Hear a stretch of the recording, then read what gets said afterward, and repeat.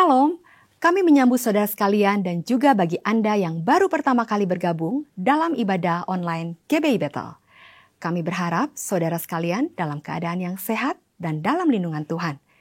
Bagi yang baru pertama kali bergabung dan juga bagi Anda yang rindu untuk didoakan dan dilayani, dapat mengirimkan komen pada kolom chat. Sebelum kita mengikuti ibadah ini, mari kita berdoa. Tuhan Yesus, terima kasih Tuhan atas kasih-Mu.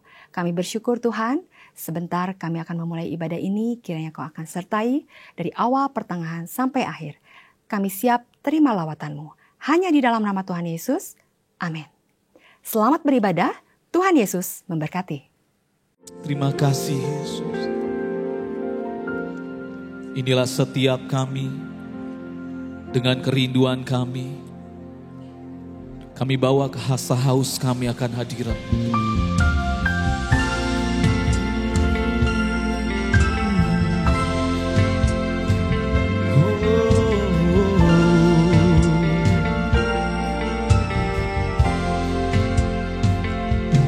Ya Tuhanku, aku hendak bernyanyi bagi-Mu selama aku hidup. Ya Allahku, aku hendak bermazmur bagi-Mu selagi ku ada. Mari angkat tanganmu, katakan, inilah yang ku renungkan setiap waktu. Nyanyian pujian dan pengagungan kepadamu.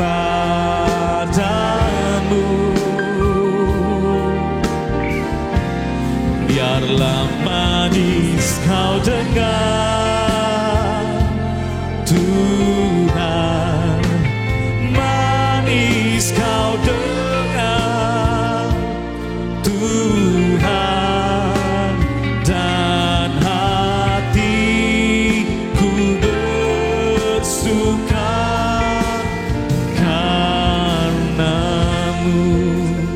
Mari bersama-sama dengan kerinduanmu bawa pujian ini, katakan, ya Tuhanku,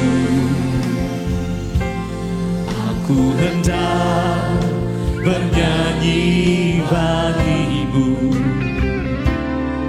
selama aku hidup. Ya Allahku, aku hendak bermazmur bagi-Mu selagi ku ada. Mari bersama-sama katakan, inilah yang ku renungkan setiap waktu. Kami mau bernyanyi meninggikan nama-Mu Tuhan Yesus.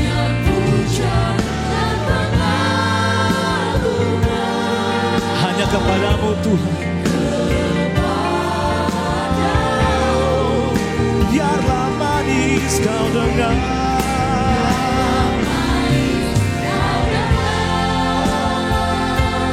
Tuhan, manis kau dengar Tuhan, dan hatiku bersuka karena. Mari bersama-sama kita bangkit berdiri, katakan, inilah yang ku renungkan setiap waktu. Oh, nyanyian pujian Tuhan,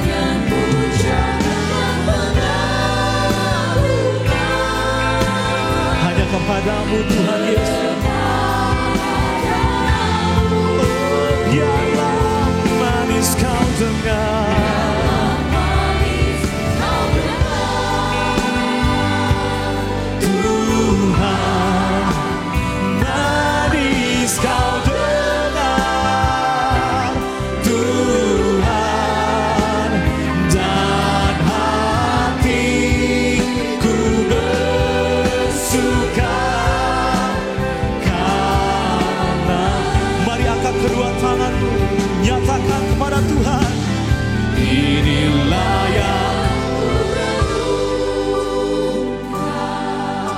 Amin. Setiap pujian kami naikkan hanya bagi nama-Mu Tuhan Yesus.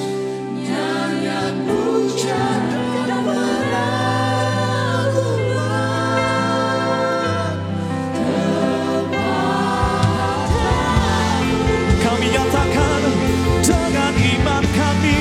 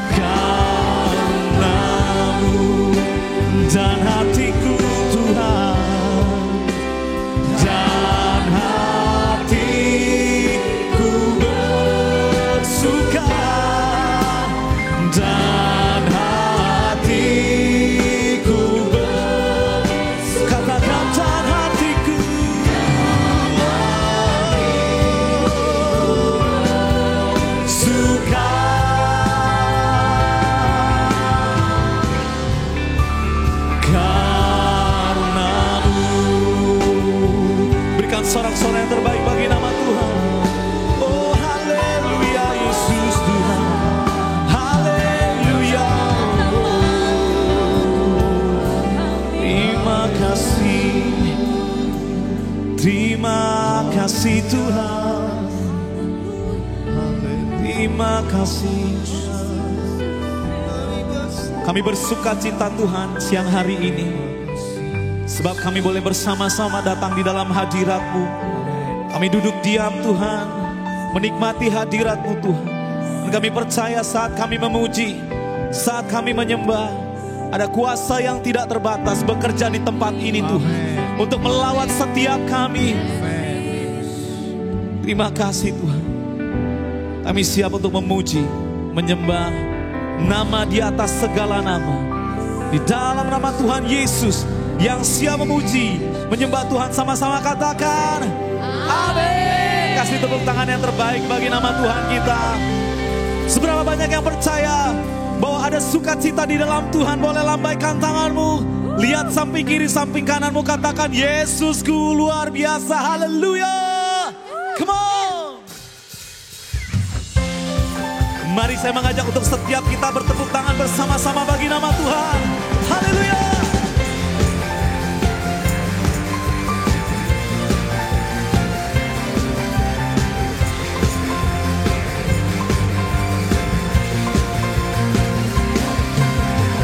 Sama-sama katakan ketika Tuhan pulihkan keadaanku, maka jiwaku pun bersuka. Ketika Tuhan lakukan perkara besar, maka jiwaku pun bersorak. Bersama-sama katakan menabur benih, ku pasti pulang dan ku membawa sorak-sorak. Walau ku harus menangis sambil ku menabur benih, ku pasti pulang dan ku membawa sorak-sorai. Haleluya.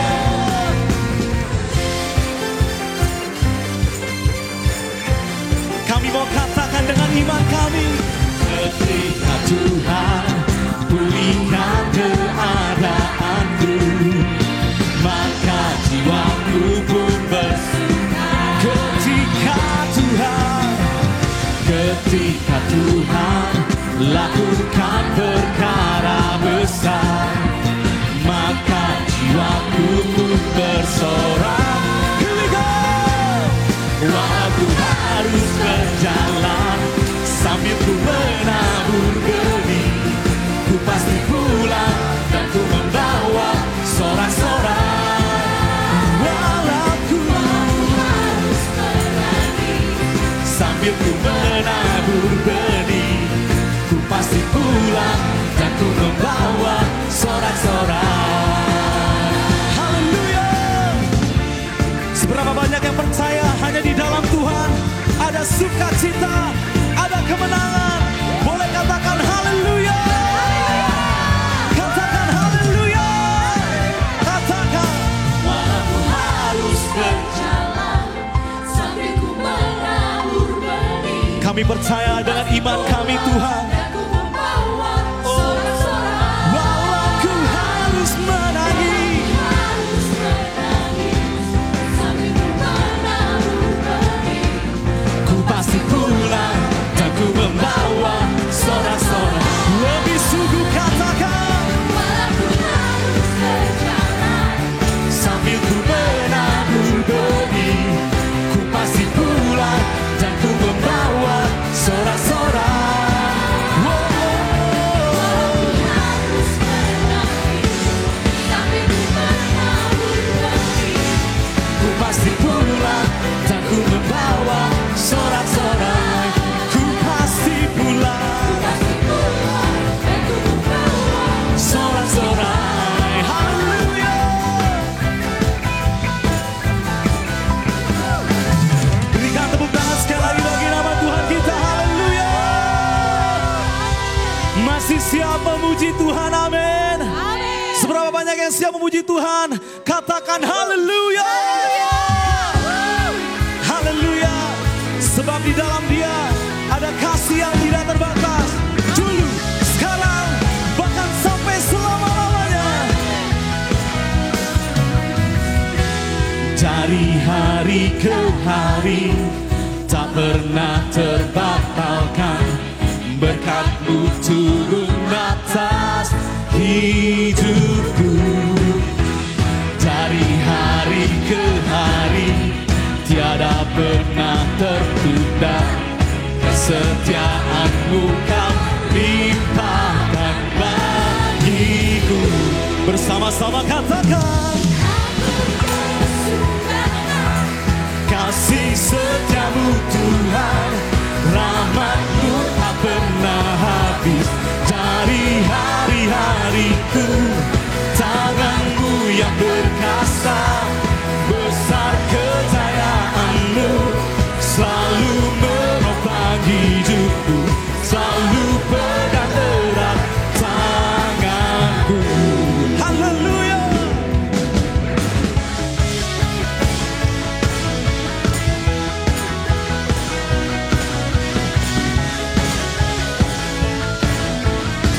Bersama-sama katakan dari hari ke hari tak pernah terbatalkan. Berkat-Mu turun atas hidupku.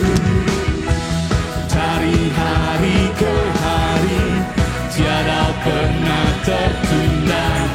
Kesetiaan-Mu Kau limpahkan bagiku.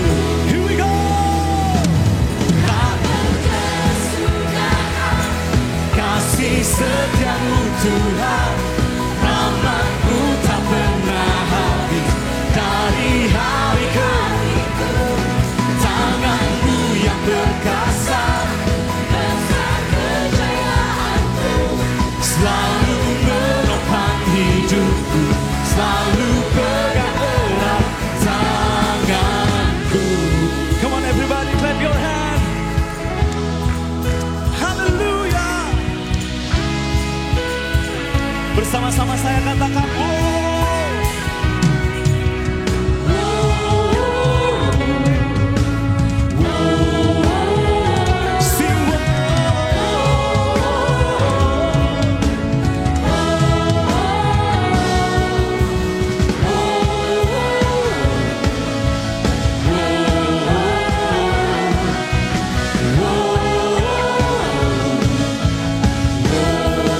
sama-sama katakan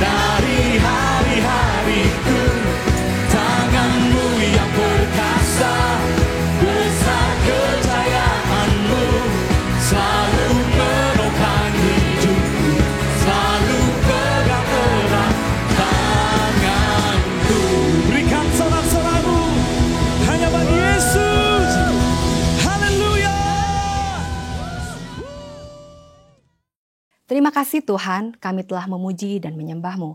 Terima kasih atas hadirat-Mu. Dan sebentar kami akan mendengarkan sebagian dari firman-Mu. Kiranya Kau akan memberkati hamba-Mu. Dan kami percaya firman-Mu menjadi kekuatan bagi setiap kami. Hanya di dalam nama Tuhan Yesus. Haleluya. Amin. Hari ini saya akan menyampaikan firman Tuhan yang saya beri judul Iman yang Mendatangkan Mujizat. Berapa banyak dari saudara yang ingin mengalami mujizat Tuhan? Boleh angkat tangan? Haleluya. Hari ini saya akan baca firman Tuhan mulai dari Markus pasalnya yang ke-6 ayat 1 sampai yang ke-6. Judul perikop dari ayat tersebut adalah Yesus ditolak di Nazaret.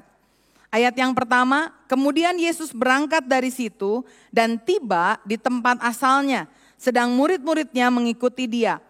Pada hari Sabat ia mulai mengajar di rumah ibadat dan jemaat yang besar takjub ketika mereka mendengar dia dan berkata, dari mana diperolehnya semuanya itu? Hikmat apa pulakah yang diberikan kepadanya? Dan mujizat-mujizat yang demikian, bagaimanakah dapat diadakan oleh tangannya? Bukankah ia ini tukang kayu, anak Maria, saudara Yakobus, Yoses, Yudas, dan Simon? Dan bukankah saudara-saudaranya yang perempuan ada bersama kita? Lalu mereka kecewa dan menolak dia. Maka Yesus berkata kepada mereka, seorang nabi dihormati di mana-mana kecuali di tempat asalnya sendiri, di antara kaum keluarganya dan di rumahnya. Ia tidak dapat mengadakan suatu mujizat apapun di sana, kecuali menyembuhkan beberapa orang sakit dengan meletakkan tangannya atas mereka. Ia merasa heran atas ketidakpercayaan mereka. Amin. Sewaktu saya masih kecil, saya suka berkunjung ke rumah nenek saya. Oma saya itu biasa punya album, dan album ini kalau dibuka, dilihat, ini punya berbagai jenis foto nostalgia. Beda dengan orang zaman sekarang. Saudara punya handphone canggih, sering foto tapi nggak pernah dicetak. Saudara sering pergi tamasya liburan, sering foto tapi nggak pernah fotonya di print, sehingga seringkali itu jadi data aja yang ada di HP kita. Tapi berbeda dengan orang-orang pada zaman dahulu. Kalau orang zaman dulu mungkin liburnya sedikit, mungkin fotonya juga sedikit karena tidak bisa pakai foto digital seperti kita yang boleh dikatakan gratis. Kalau dulu harus beli filmnya. Tetapi mereka berantusias, senang kalau udah foto pasti selalu dicetak atau orang dulu bilangnya di afdruk. Nah, oma saya itu punya sekian album dan dari album itu kita bisa lihat dia ini sering main kemana aja. Ketika saya lihat fotonya, saya menemukan ada kejanggalan saudara. Saya lihat kok kakek saya, engkong saya itu gak pernah ikut di foto. Saya pikir oh mungkin dia udah jadi husband. Kalau sekarang kan Instagram husband ya, biasa suaminya yang foto-fotoin. Saya pikir dulu oh mungkin kakek saya juga kamera husband, jadi dia yang fotoin. Tapi saya lihat kejanggalan ini aneh sekali karena ketika saya menemukan foto itu, kadang ada oma saya foto sendirian, tapi kadang ada foto anaknya dan ada foto dengan rombongan. Kan agak aneh ya, kalau misalkan di setiap foto, kakek saya, engkong saya itu gak pernah ikut foto.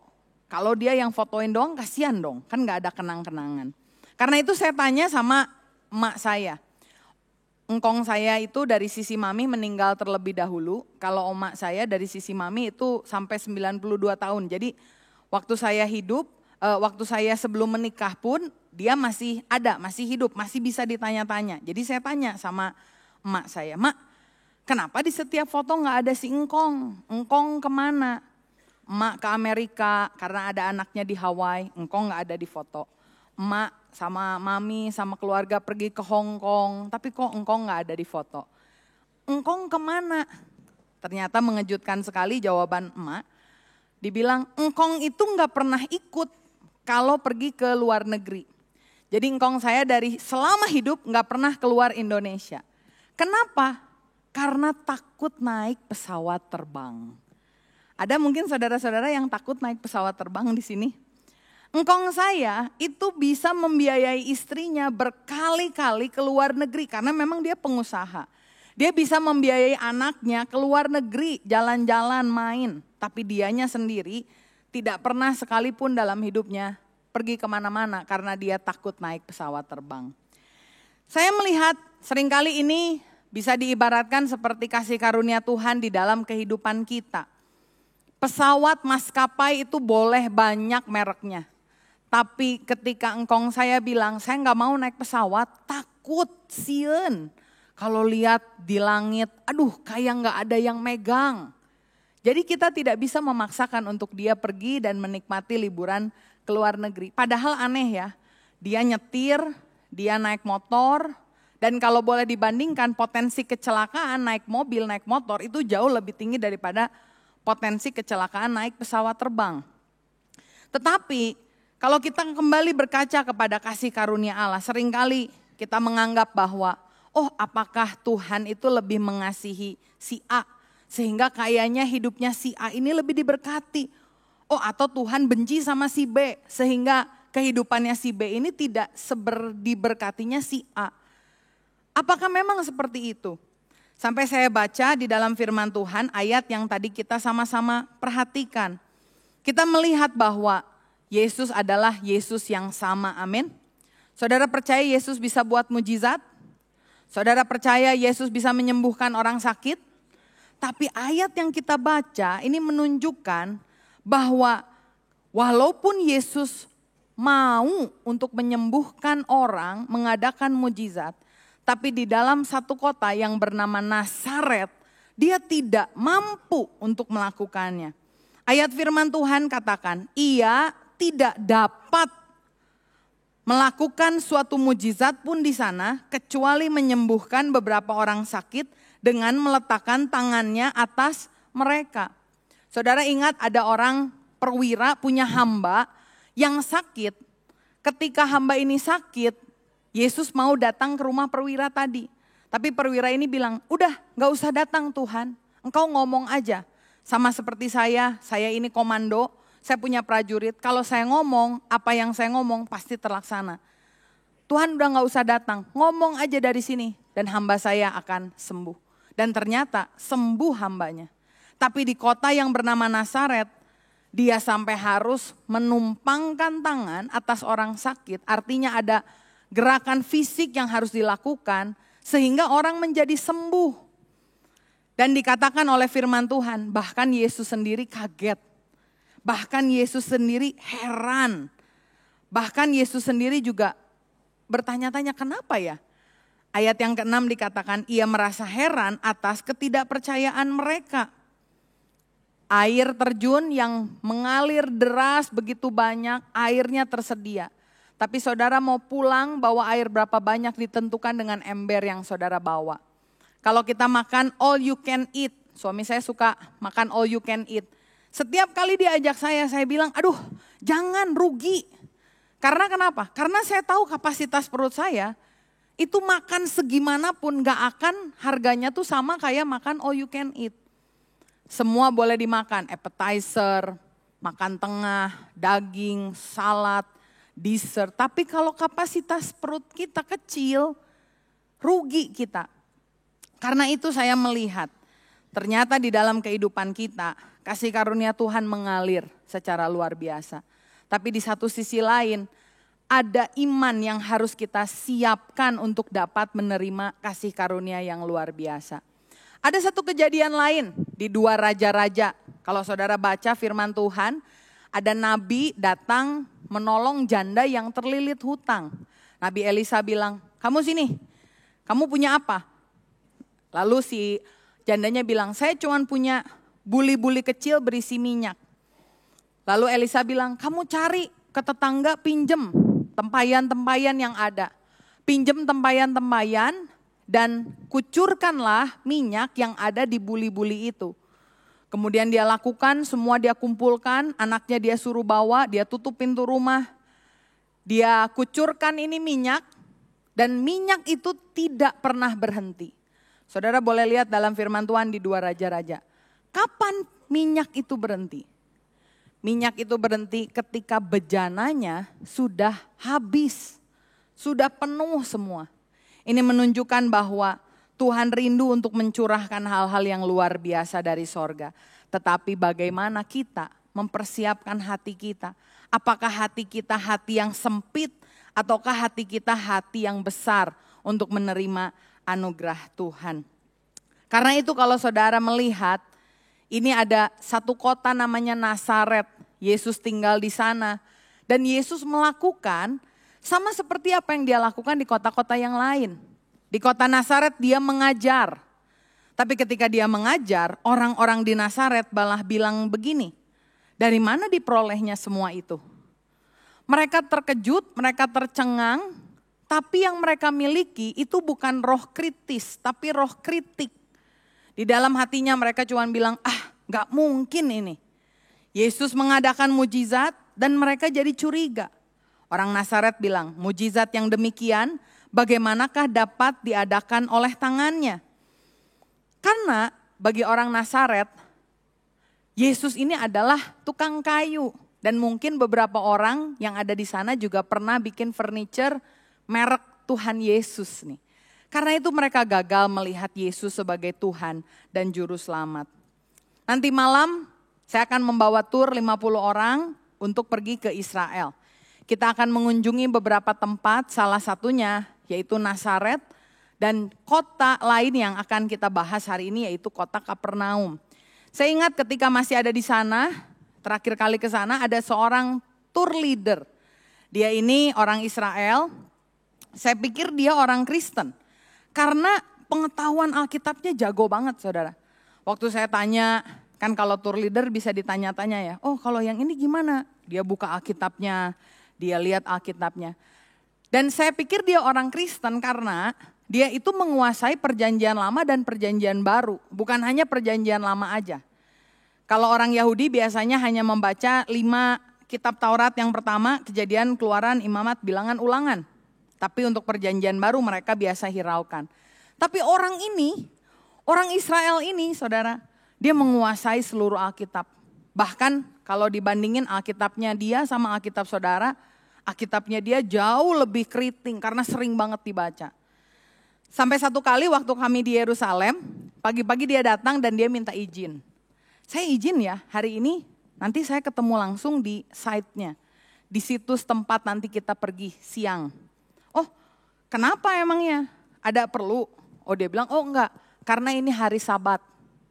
Kenapa memang hari Sabat? Dia bilang seorang Yahudi di hari Sabat itu enggak boleh naik kendaraan umum. Jadi dia harus jalan dan jalannya pun dihitung harus sekian langkah. Karena itu dia sudah pastikan kalau kita ikut tur dia, setiap hari Sabat itu kita selalu ada di Yerusalem. Enggak boleh di tempat yang lain. Karena kalau Yerusalem itu kotanya deket ya. Satu dengan yang lain bisa jalan. Dari situ saya tanya, loh Pak, Bapak bukannya orang Kristen, kenapa masih mengikuti tradisi Yahudi? Lalu dia bilang, saya orang Yahudi. Bapak orang Yahudi? Iya, Bapak percaya Yesus enggak? Ya kalau lagi nerangin ke orang-orang Kristen yang tur ya saya bilang, oh ya Yesus, Tuhan, Raja. Tapi secara pribadi saya enggak percaya. Kenapa? Waktu ditanya kenapa saudara, dia buka ini tangannya. Terus dia suruh saya pegang. Kamu pegang ini nih. Pegang ya. Maksudnya kenapa? Dia bilang, saya ini orang Yahudi asli. Keturunan dari suku Yudea. Papa mama saya itu orang Israel asli. Saya tinggal lahir dekat Bethlehem. Rumahnya Yesus saya juga tahu di mana. Masa sih saya menyembah orang yang sama nih kayak saya? Ternyata ini menunjukkan bahwa sama seperti respon orang Nazaret. Orang Nazaret berhasil melihat Yesus sebagai manusia, tetapi orang Nazaret gagal melihat Yesus sebagai Tuhan. Hari ini saudara, apakah saudara gagal juga melihat Kristus sebagai Tuhan? Ataukah saudara mau percaya melihat bahwa Yesus adalah Allah yang kita sembah? Kalau saya lihat di dalam firman Tuhan, sekitar 80% dari apa yang dinubuatkan tentang Yesus itu sudah terjadi saudara. Yang belum terjadi tinggal 20%. Kapan terjadinya? Nanti waktu Yesus datang kembali. Karena dalam kelahirannya, cara dia lahir dari perawan Maria, lokasi dia lahir di Bethlehem, ketika dikatakan keturunannya dari Abraham, Ishak, Yakub, itu sudah dinubuatkan terjadi. Dalam kehidupannya, Nanti kita datang hari pertama, langsung gak masuk ke Israel, masuknya ke Mesir. Kita mau datang ke gereja, mengunjungi gereja di mana Tuhan Yesus diasingkan waktu dia masih balita. Dan itu juga sudah dinubuatkan dan digenapi di dalam firman Tuhan dalam kehidupan Yesus. Bagaimana dengan seorang yang namanya Yohanes Pembaptis membuka jalan buat Yesus, itu digenapi juga. Tinggal di Galilea, digenapi juga. Kematiannya, bagaimana dia dianiaya, dia dijual 30 keping perak, itu tergenapi juga. Bagaimana dia mati, dikuburkan di antara orang-orang kaya, di garden tomb, itu juga terkabulkan juga. Bagaimana dengan kebangkitannya, 3 hari setelah Yesus mati, dia bangkit ke sorga, itu digenapi juga. Dan ini menunjukkan bahwa Yesus bukanlah sembarang manusia, tapi Yesus adalah Tuhan. Di gereja kita, saudara, ada beberapa teman kita yang dulunya bukan kepercayaan orang Kristen. Saya, puji Tuhan, memiliki kesempatan untuk bertemu dengan beberapa dari mereka dan saya tanya, kenapa kamu bisa jadi orang Kristen? Rata-rata kalau dari agama sebelah bilang saya ketemu Tuhan Yesus. Di mana? Entah di mimpi, entah di dalam penglihatan. Dan ketika saya tanya, ini rata-rata sama. Saya melihat orang pakai baju putih, mukanya gak kelihatan. Lalu saya tanya, dari sekian tokoh di dunia, kenapa kamu tahu itu Yesus? Kan bingung, itu pertanyaannya wajar kan? Kenapa gak mikir, oh Superman atau siapa gitu. Enggak, ini Yesus karena saya tahu itu Yesus. Ada beberapa yang bilang, karena orang ini bilang, akulah jalan, keselamatan, dan hidup. Dan itu yang membuat mereka datang sama Tuhan. Dan saya percaya, siapa sih yang lain yang bisa datang ke dalam mimpi berupa penglihatan secara konsisten ke beberapa orang. Kalau dia bukan Tuhan, Allah sendiri, amin. Bagaimana dengan kita yang belum pernah melihat dia? Saya seumur-umur jadi Kristen gak pernah tuh didatengin sama Tuhan. Di dalam mimpi, di dalam penglihatan. Ada yang sama seperti saya? Udah doa Tuhan kalau bisa mimpi sekali aja. Tuhan pengen lihat Tuhan sekali aja. Tapi Alkitab berkata, berbahagialah mereka yang tidak percaya. Berbahagialah mereka yang percaya namun tidak melihat. Jangan terbalik ya. Berbahagialah mereka yang tidak melihat namun percaya. Di sini berapa banyak yang tidak melihat namun percaya. Berikan kemuliaan bagi nama Tuhan. Haleluya. Karena saya tahu saudara, Yesus mengubahkan kehidupan kita. Buat orang yang pernah melihat dia di dalam mimpi atau di dalam penglihatan, Yesus mengubahkan hidupnya.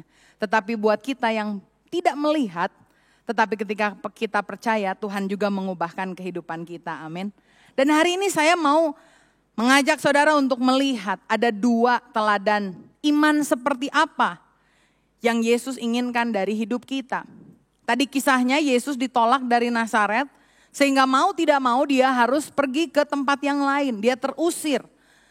Dari Nazaret dia pindah ke satu tempat yang dikenal menjadi kota tempat dia tinggal, tempat dia tumbuh, namanya adalah Kapernaum. Di Kapernaum, firman Tuhan bilang ini adalah rumah Tuhan Yesus disebutnya. Kapernaum ini adalah akibat dari penolakan Nazaret. Tetapi saya lihat di Kapernaum, respon orang yang berada di sana berbeda.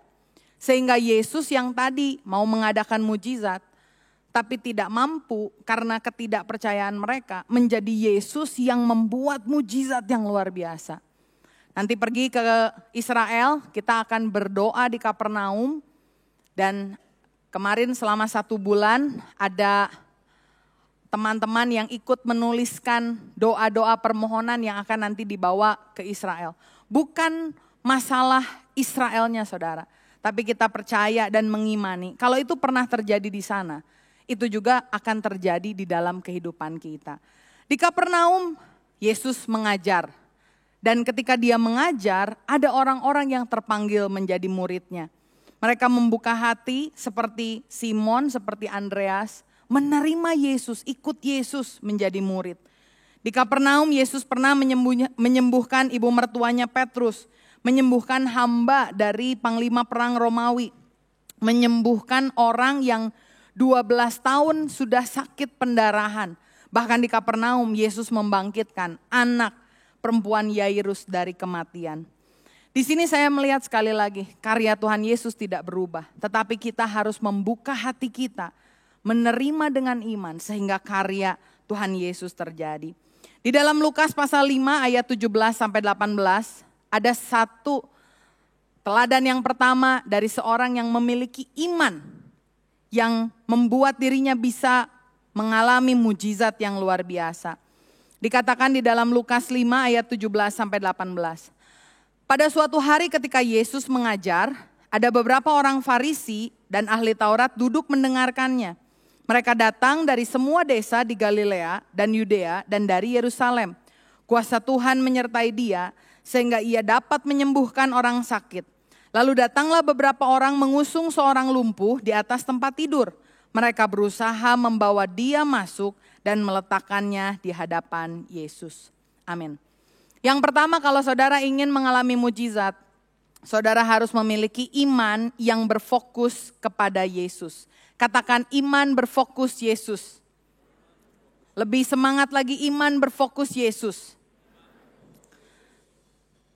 Saudara percayakah di setiap ibadah, siapapun pengkhotbahnya, siapapun worship leadernya, apapun lagunya, selama nama Yesus yang ditinggikan, maka mujizat akan terjadi di sana. Amin. Ketika orang-orang ini datang membawa orang lumpuh, mereka tidak membawa temannya ini masuk ke dalam sebuah bait Allah, sinagoga yang besar, tidak. Mereka masuk ke dalam sebuah rumah dan mereka bukan melihat fasilitasnya, bukan melihat keindahannya, bukan melihat hal-hal yang lain, tetapi mereka datang untuk bertemu dengan Yesus. Saya percaya, sebagaimana yang firman Tuhan bilang, 2 atau 3 orang berkumpul dalam namaku, aku hadir di tengah-tengah mereka. Karena itu saudara, setiap kali saudara datang beribadah, entah itu di ibadah umum, entah itu di ibadah teens, di ibadah kids, di ibadah youth, di ibadah Bikom sekalipun, di doa-doa yang ada, percaya kalau iman saudara berfokus pada Yesus, saudara akan berjumpa dengan Yesus. Amin. Ada seorang pendeta, dia bisa diberikan karunia Tuhan mengadakan mujizat kesembuhan ilahi. Satu kali datang ke Indonesia, namanya Peter Youngren, dan entah mengapa acara yang sudah dibuat di sebuah stadion yang besar sekali, tiba-tiba izinnya dicabut sehingga pendeta ini tidak bisa datang untuk melayani di sana. Tetapi apa yang terjadi? Orang-orang sudah terlanjur datang dari segala penjuru Indonesia. Udah gak sempat lagi dikasih tahu, zaman itu belum zamannya sosmed. Tetapi orang-orang yang sudah datang, para pendoa bergandengan tangan berdoa di sekitar tempat tersebut. Dan saudara tahu, walaupun pengkhotbahnya tidak datang, ketika ada orang datang, dia mau disembuhkan, dia mau mengalami perjumpaan dengan Tuhan. Orang-orang itu bertemu dengan Yesus. Bukan karena pendeta, saudara.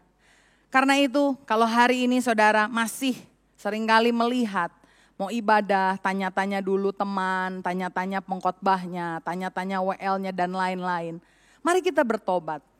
Karena yang kita inginkan adalah bertemu dengan Yesus. Amin. Ketika kita bertemu Yesus, maka hidup kita akan diubahkan. Yang pertama, saudara harus punya iman yang berfokus kepada Yesus. Yang kedua adalah iman yang pantang menyerah. Lukas 5 ayat 19. Karena mereka tidak dapat membawanya masuk, berhubungan dengan banyaknya orang di situ, naiklah mereka ke atap rumah, lalu membongkar atap itu dan menurunkan orang di tempat tidurnya ke tengah-tengah orang banyak tepat di depan Yesus. Seringkali untuk bertemu dengan Tuhan, kita mengalami banyak godaan. Dalam hal ini ada 4 orang yang datang membawa tandu dan di tandu itu ada orang yang lumpuh. Begitu mau masuk, pintu sesak penuh. Tetapi orang-orang ini punya iman yang pantang menyerah. Sehingga mereka bukannya pulang, betapa mudahnya kan kita kalau ada masalah, ada halangan kita pergi, gak usah ibadah, tunda nanti aja. Tapi orang-orang ini punya iman yang pantang menyerah. Saya percaya iman yang pantang menyerah ini timbul karena iman yang kuat. dia mendengar apa yang Yesus bisa lakukan. Dan mereka mau bertemu dengan Yesus bukan sebagai pilihan, tapi sebagai sesuatu keinginan hati. Bagaimana dengan saudara? Ketika saudara diajak beribadah, suami istri, apakah istrimu harus memaksa engkau untuk beribadah? Istri-istri, apakah suamimu harus mengancam dulu, kalau kamu gak datang ibadah nanti saya potong ya gaji bulanannya. Atau anak-anak muda di tempat ini, apakah harus dimarahi dulu oleh orang tuanya sehingga mau datang beribadah? Ataukah kita melihat bahwa saya mau bertemu dengan Tuhan, berfokus Yesus, dan saya mau pantang menyerah. Ada halangan, ada rintangan, hujan sekalipun kita tetap mau. Saya mau berjumpa dengan Tuhan, saya mau berjumpa dengan Yesus. Mari miliki kegigihan untuk mencari Tuhan dalam doa, dalam persekutuan kita. Dan saudara perlu sadar satu hal. Iblis tidak suka untuk saudara beribadah. Jadi setiap kali saudara bilang, ya saya bersekutu dengan Tuhannya nanti. Kalau malam, saudara ingat, aduh belum doa. Tapi udah terlanjur capek. Saudara bilang, aduh besok aja. Ada yang disukakan, yaitu si iblis. Karena iblis mau untuk menarik saudara jauh dari Tuhan. Sehingga ketika saudara jauh dari Tuhan, saudara sendirian, mudah untuk diserang oleh iblis. Karena itu mari ingat bahwa kita berjuang bukan melawan darah dan daging. Tetapi kita berjuang melawan pemerintah-pemerintah yang ada di udara. Roh-roh jahat, penguasa-penguasa. Dan iblis itu suka sekali untuk orang yang tidak mau beribadah. Tetapi sementara kalau kita datang beribadah kepada Tuhan, saudara pasti diubahkan, amin. Ada 3 mujizat yang saya lihat ketika saudara memiliki iman yang berfokus Kristus. Ketika saudara memiliki iman yang pantang menyerah. Yang pertama, mujizat yang terbesar yang Tuhan berikan pada kita. Lukas 5 ayat 20. Ketika Yesus melihat iman mereka, berkatalah ia, "Hai saudara, dosamu sudah diampuni." Saudara mungkin berpikir mujizat itu adalah hal-hal yang berhubungan dengan finansial atau hal-hal yang berhubungan dengan berkat secara badani. Tetapi terlebih dari itu, saudara perlu tahu ketika engkau beriman kepada Tuhan, yang pertama saudara dapatkan mujizat adalah mujizat keselamatan ketika dosa saudara diampuni. Ada seorang adik kakak yang lagi main, tiba-tiba gak sengaja memecahkan piring punya mamahnya. Yang memecahkannya adiknya, lalu kakaknya lihat dan dia bilang, wah ini kesempatan. Adek, kakak bilangin loh sama mama ya, piringnya pecah. Lalu adiknya bilang, kak jangan dong, nanti dimarahin. Oke, kalau kamu gak mau dimarahin sama mama, setiap hari Senin kan dikasih uang tuh nanti uang jajan. Kakak minta ya setengahnya ya. Aduh kak jangan gitu dong, nanti aku jajan apa? Ya udah kalau kayak gitu kakak cuma minta 1/4-nya, tapi nanti waktu kakak cuci piring, kamu gantian cuci ya. Ya udah deh, biar nggak dimarahin mama. Akhirnya selama beberapa hari, bahkan sampai 3-4 minggu, si adiknya melakukan hal itu sama kakaknya. Di waktu yang sama ketika ada mamahnya datang, si adik ini berusaha menjauhi mamahnya karena takut, karena dia merasa bersalah. Sampai akhirnya dia menyadari, wah kalau kayak gini sih kayaknya rugi ya, uang udah dipotong, capek iya. Akhirnya di suatu sore dia datang sama mamahnya dengan takut, gemetar. Dia pikir, aduh kalau mamah marahin saya ya udahlah saya mau terima aja. Kalau harus gantiin uangnya untuk piring yang pecah saya juga mau gantiin, gak apa-apa pokoknya. Yang penting saya gak mau lagi nih dikerjain sama si kakak.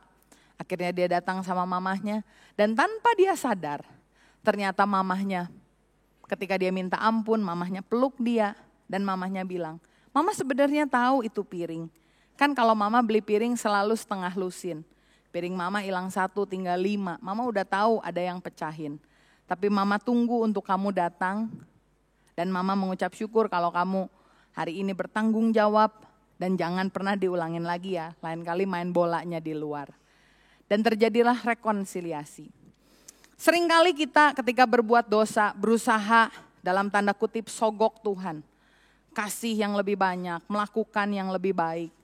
Padahal yang Tuhan inginkan adalah kita datang sama Tuhan, minta ampun sama Tuhan, rekonsiliasi sama Tuhan. Karena seberapa apapun yang saudara kerjakan, itu tidak akan bisa menghilangkan dosamu.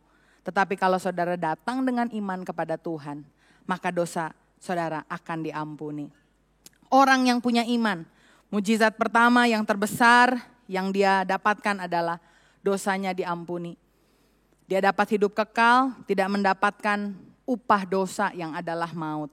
Tetapi yang kedua, kita percaya juga di Lukas 5 ayat 24, ia berkata kepada orang lumpuh itu, kataku kepadamu, bangunlah, angkatlah tilammu dan pulanglah ke rumahmu.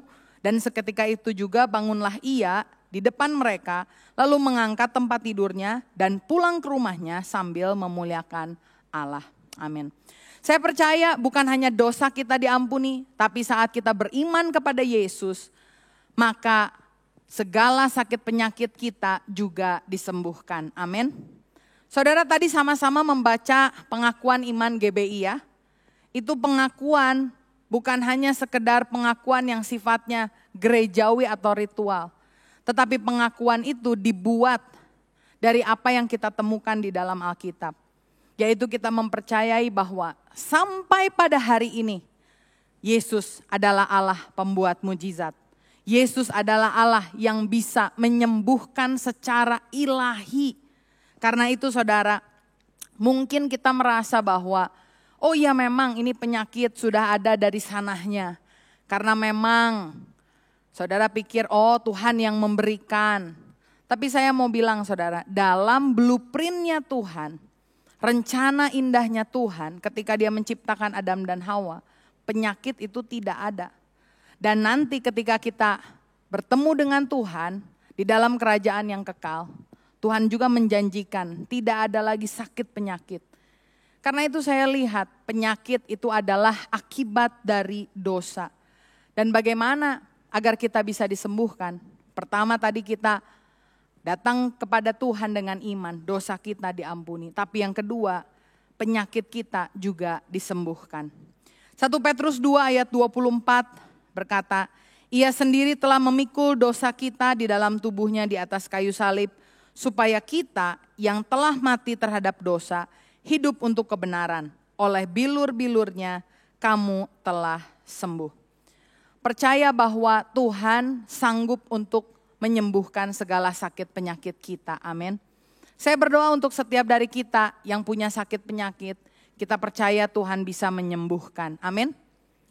Kita percaya Tuhan bisa menyembuhkan. Amin. Aminnya lemes nih saudara. Saya pernah tanya sama orang pendeta yang mempunyai karunia kesembuhan ilahi. Dan dia bilang gini, saya memperhatikan kesembuhan ilahi KKR itu banyak yang mengalami mujizat ketika dilakukan di luar gereja. Kepada orang-orang yang belum pernah mendengar Injil.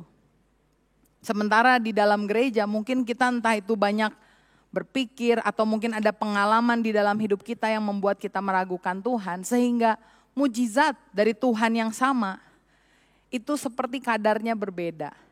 Tapi saya percaya ada orang yang anti terhadap mujizat kesembuhan ilahi. Tapi ketika saya baca firman Tuhan tadi mengatakan bahwa orang ini mengangkat tempat tidurnya dan pulang ke rumahnya sambil memuliakan Allah. Jangan lupa bahwa ketika saudara disembuhkan, yang saudara harus lakukan adalah memuliakan Allah. Saya percaya orang-orang yang belum mengenal Kristus ketika mereka disembuhkan, mereka memuliakan Allah. Sementara kita, jangan sampai ketika kita sudah mengalami berkat Tuhan, kita lupa untuk memuliakan Tuhan. Karena kenapa? Yang ketiga saya lihat, ketika Yesus mengampuni dosa kita, ketika Yesus menyembuhkan kita dari penyakit, sebenarnya ada mujizat ketiga yang Yesus mau lakukan. Yaitu dia ingin hidup kita dipakai untuk memuliakan Allah. Lukas 5 ayat 25-26 berkata, dan seketika itu juga bangunlah ia di depan mereka lalu mengangkat tempat tidurnya dan pulang ke rumahnya sambil memuliakan Allah. Ayat 26 dikatakan, semua orang itu takjub lalu memuliakan Allah dan mereka sangat takut katanya. Hari ini kami telah menyaksikan hal-hal yang sangat mengherankan. Seberapa banyak dari saudara yang pernah mengalami terobosan, pernah mengalami pertolongan Tuhan. Tapi seberapa banyak dari kita yang ketika ditolong Tuhan, diem-diem baik. Saudara tahu di gereja kita itu ada 2 form. Satu form prayer request, form permohonan doa. Yang kedua adalah prayer answered, form pujian syukur doa sudah dijawab. Menurut saudara dari kedua form ini, yang mana yang banyak diterima gereja? Prayer request-nya banyak, saudara. Prayer answer-nya sedikit. Bahkan ada orang yang sedang sakit didoakan oleh tim doa. Satu kali ada salah satu tim doa jalan ke supermarket ngelihat, loh kok udah ada di sini? Oh ya udah sembuh, udah lama, lumayan.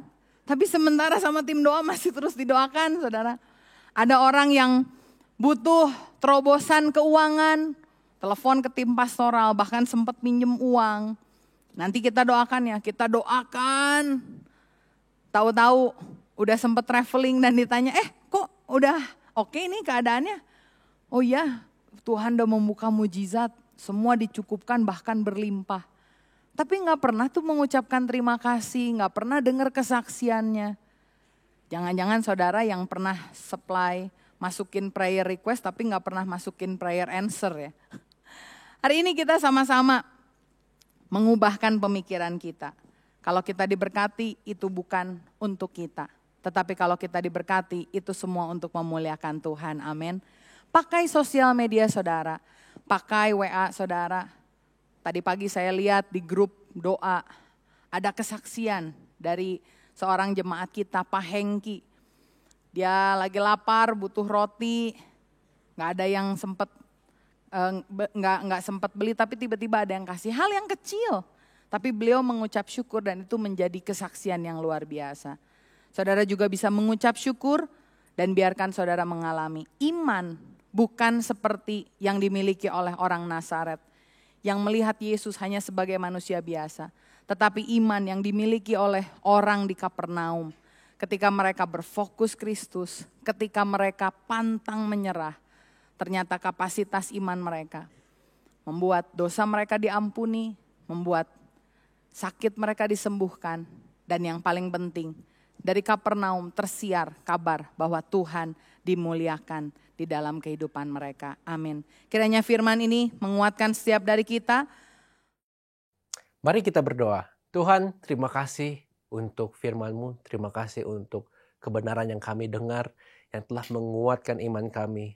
Kami berdoa Tuhan, biarkan kami juga bisa mempraktekkannya di dalam kehidupan kami.